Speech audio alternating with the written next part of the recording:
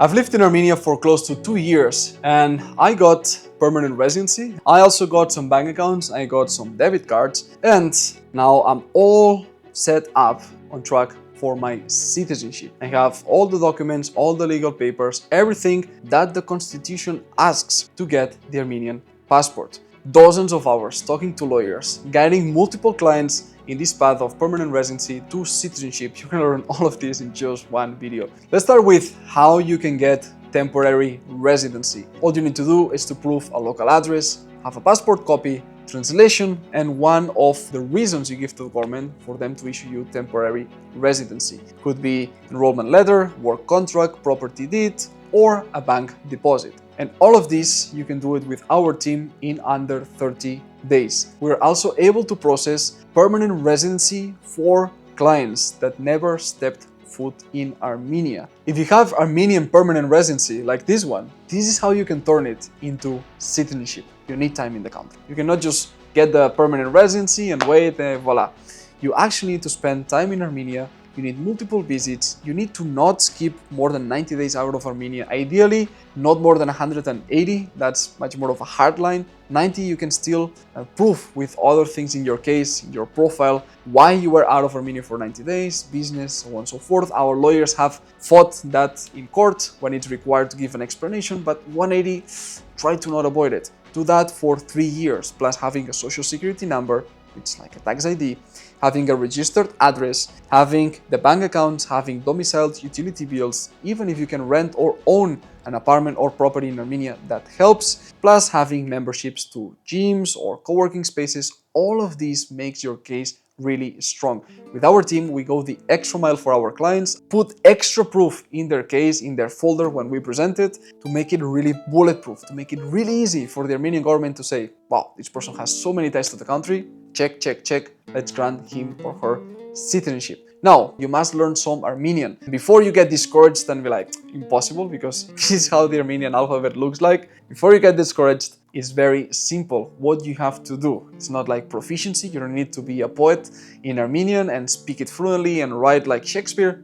None of that. How do I know this? Because many clients, Canadians, people from Europe, people coming from Asia, were able to naturalize Armenian. They didn't have any issue with this language test. Now, you also need to know some things about the Armenian constitution, and you need to be able to read it in Armenian. Before you get discouraged again, you need to pass half of the questions. It's around 35 questions. You need to pass at least 18, but we did not have any issue. People not getting approved for citizenship because of the language test or the constitution test. So that, rest assured, you're gonna pass it. Now, are there other ways you can get the Armenian citizenship? 2 more ways. One, if you have an Armenian spouse, 2-year citizenship instead of waiting 3 years of permanent residency. Another way, if you have Armenian ancestry, parents, grandparents that were Armenian, you'll be able to get the citizenship immediately. Now, what are the advantages of getting this citizenship, the Armenian passport? The passport gives you access to Russia 6 months a year because Armenia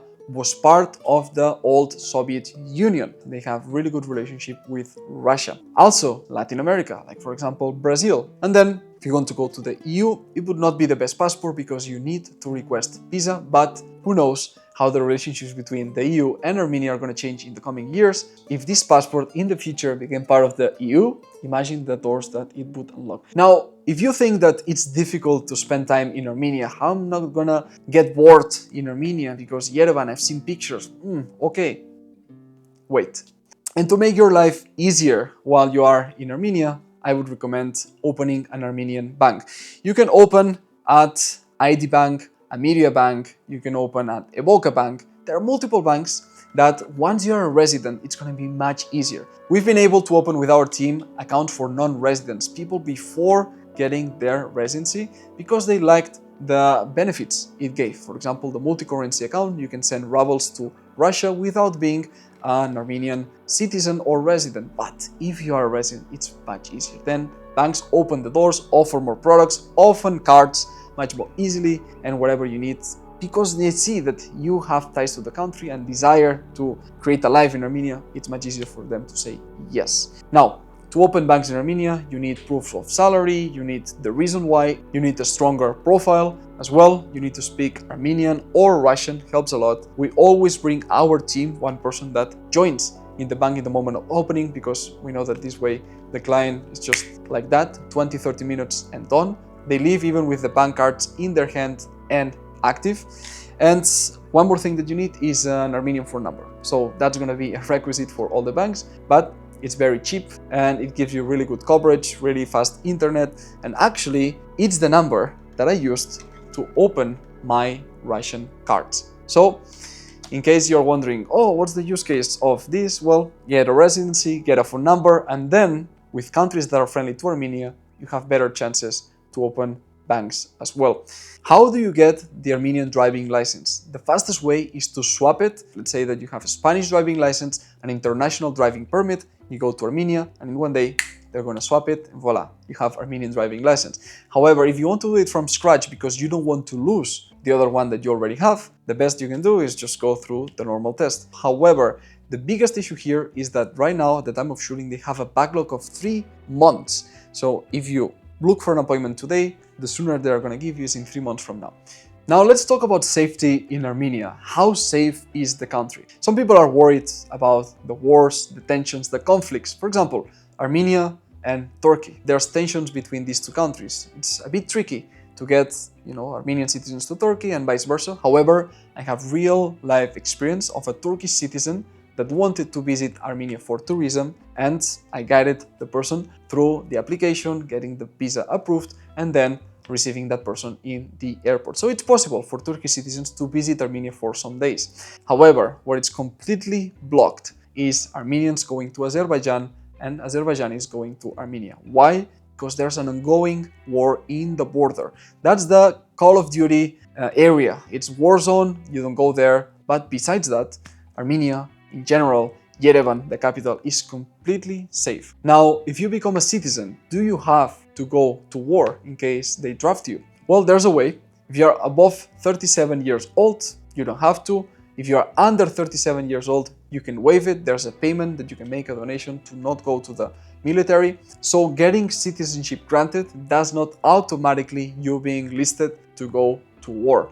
So there's multiple workarounds about this. From all the clients we helped with naturalization, having the passport of Armenia, none of them, 0 of them had an issue, had to go to war, has been drafted, we solved it, that's it, we know how to do it. Now, what's the risk of you not taking action right now? That the requirements might get more difficult in the future. Remember Paraguay, we talked about in other videos, you could become a permanent resident directly, and then they put the obstacle of first you need to become a temporary resident. Armenia could do the same, make it almost impossible to become a permanent resident right away, so you would need to add more years in front to then get to citizenship. Another thing they can do is just make it more strict and more difficult, higher proof of income or roots to the country or stronger reason why you want to become a permanent resident. All of these things are out of our control.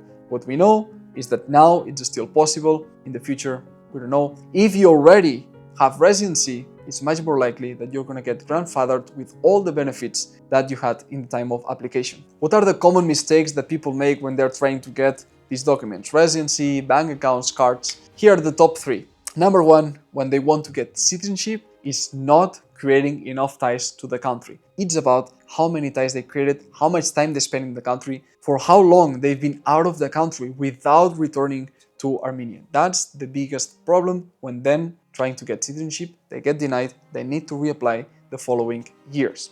Number 2, when you go to open a bank account, it's just relying on English and not having somebody speak Armenian or Russian. That's going to make your life much easier. Number 3, not having a phone number. That's mandatory to get the bank account. I have a full video talking about all you need to know about Armenia, from the language, the currency, electricity, Wi-Fi, areas, all about that. You can find it over here. And if you want another deep dive on a country that you can get residency and passport as soon as 2 years, check it out right here, even faster than the Armenian one. You choose, I'll see you there.